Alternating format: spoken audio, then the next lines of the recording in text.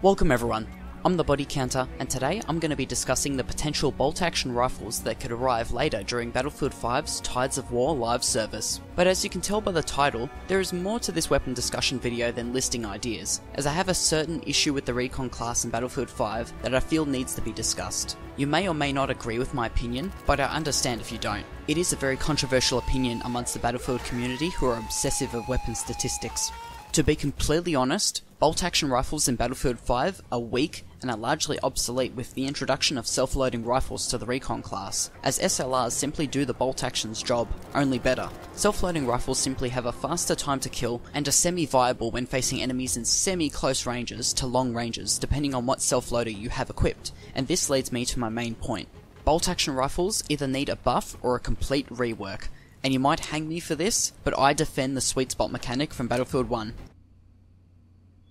If there is a single living, breathing human being that watched that and unironically thought to themselves, Eureka! I will genuinely shit my pants, take off the shitted pants, and then eat the shitted pants. A very unpopular opinion, I know this, but sweet spots gave bolt-action rifles character and made them more unique from each other, giving each rifle a designated range to be viable in combat when paired with other such factors such as ammo capacity and fire rate. From close-range rifles such as the Vedeli Vitali to long-range rifles such as the M1903 Springfield, all bolt-action rifles require less skill to use, but they influence players in better understanding range situational awareness. The only real comical part of the sweet spot mechanic I wasn't fond of was the rainbow scope glint, which arrived late during Battlefield 1's life. Also worth discussing is the fact that straight pull rifles in Battlefield 5 no longer allow you to rechamber a new round while still scoped in, which was really disappointing for me to learn the hard way, making the M95/30 and Ross rifle completely lackluster in the original roles they possessed in Battlefield 1.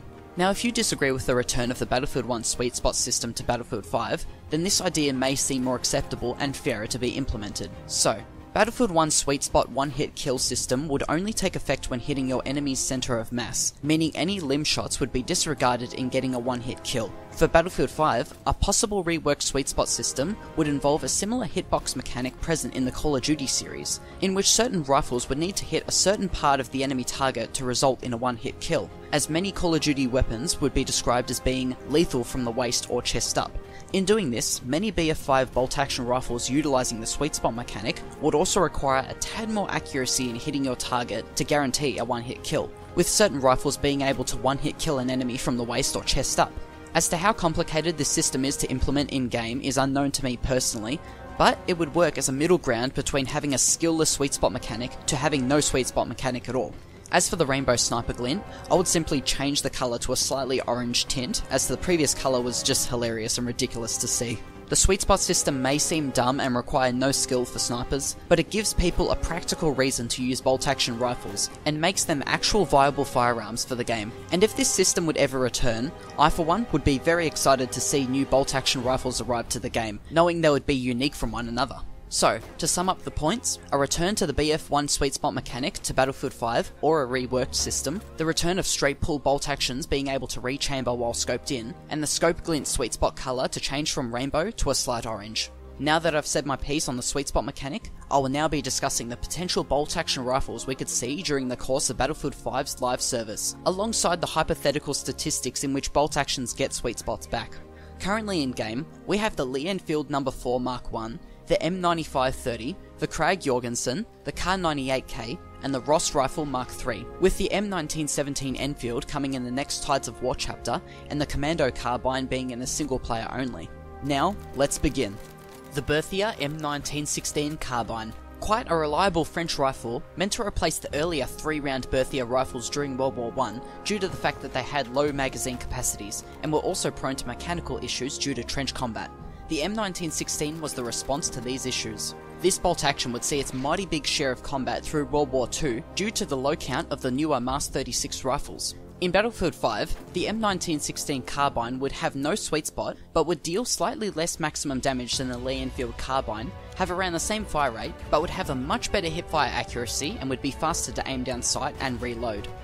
The Type 99 Arisaka. A vast improvement to the Type 38 Arisaka present in Battlefield 1, the Type 99 was a better alternative for the fact it used a far more powerful caliber than the previous Type 38. Within Battlefield 5, the Type 99 would have the same velocity as the Lee Enfield, the same base fire rate as the Krag-Jorgensen, but a base damage of 70. As for the potential sweet spot, this Arasaka would offer a one-hit kill range from 45 to 75 meters, and would require the user to hit their target from the chest up. A possible specialization for the Type 99 would be a thin metal monopod for increased mounted accuracy. In real life, this monopod was utilized to give Type 99s anti-aircraft roles. The M1903 Springfield, a returning firearm from Battlefield 1, minus the constant riots for an infantry variant. The M1903 was an American bolt-action rifle that saw extensive use during both World Wars, and was eventually phased out of frontline use and placed as drill weapons during the Korean and Vietnam Wars. Much like in Battlefield 1, the M1903 would excel in long-range combat, having low-drag bullets, with a potential sweet spot identical to its BF1 counterpart, hitting the waist up. Having a 5-round capacity and a faster bullet velocity than the Lee Enfield and the Kar98K, it would however have a slower rechambering and stripper clip reload than the Lee Enfield and the Kar98K. The M38 Carcano. A newer model as compared to the M91 present in Battlefield 1, the M38 is clouded in debate as to how effective it was during World War II, as much of the blame is falsely aimed towards the Italian troops who wielded them.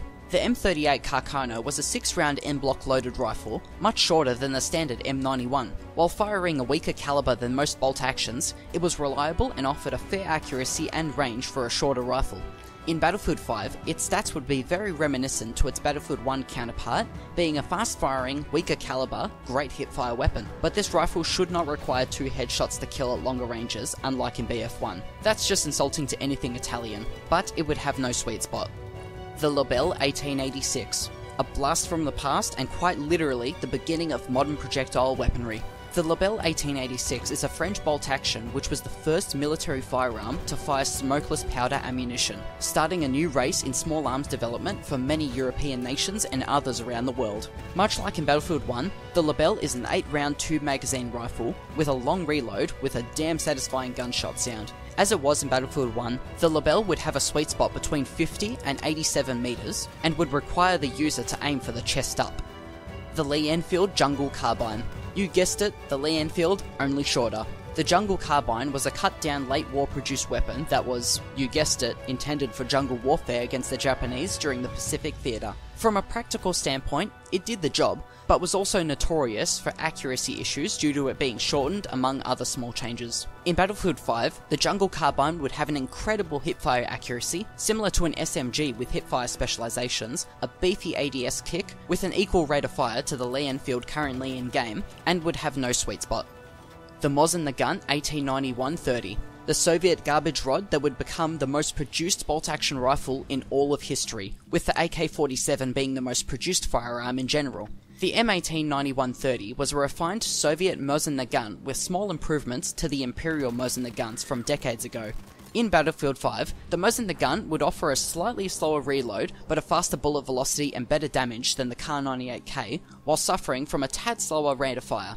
As for the hypothetical sweet spot, a range of about 100 to 140 meters would be an appropriate range for a one-hit kill, as long as it's from the waist up. A garbage rod that's not so garbage after all. Now, I have several more ideas for bolt-action rifles, but here's the thing. They're all the same, statistically, and some even physically. I could go into detail about each weapon's specifics, but I would just be repeating myself, so I'm just going to name all the rifles right now.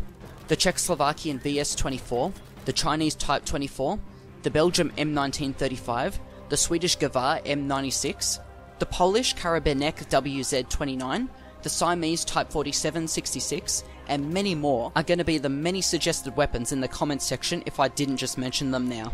But the hard truth of the matter is, they simply won't be unique in game, because these mentioned weapons are all derivative copies of the German Mauser.